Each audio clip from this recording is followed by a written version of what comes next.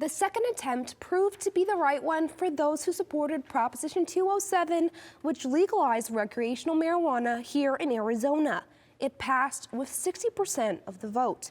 Cronkite News reporter Tayler Tasler-Oatley looked into what the next steps are for businesses and consumers. Legalizing marijuana was on the ballot in 2016. That proposition failed.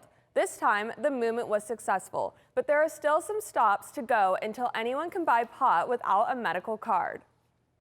Just because the proposition has passed doesn't mean that marijuana is immediately legal. There are a few phases to go through before the end goal is met.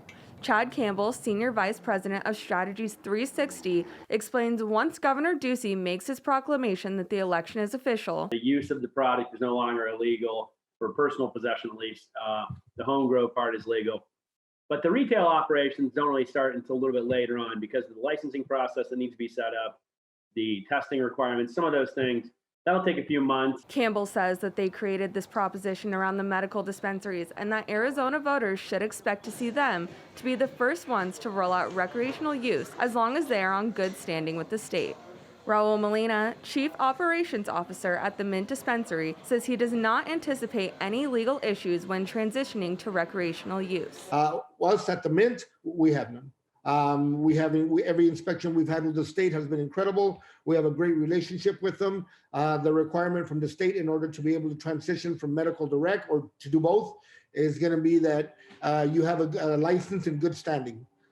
We have a license in great standing. Smoke WALLIN, the CEO of Vertical Wellness, says from his experience in California, Arizona may face issues with local communities. I think they have a similar provision, which is local option. So the local communities can say, I don't want a dispensary in my town or in my neighborhood. Which WALLIN says slows things down in terms of seeing stores open up. MOLINA mentioned that he does not anticipate a price hike with marijuana becoming recreational, but does anticipate there to be fewer deals for customers. He talks about what he's seen in Michigan, where marijuana has been legalized for about a year. And what I've seen out here is that there's not as many specials. The prices aren't necessarily a lot higher, but you're not getting all the buy one, get one frees. You're not getting, walk in and get a joint just for free. The passing of Prop 207 also decriminalized marijuana and will expunge felony charges for possession.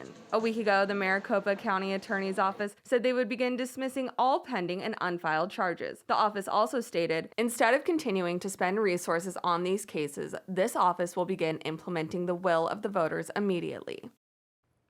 Arizona voters can expect to buy recreational marijuana sometime next year. In the Broadcast Center, Tayler Tasler-Oatley, Cronkite News.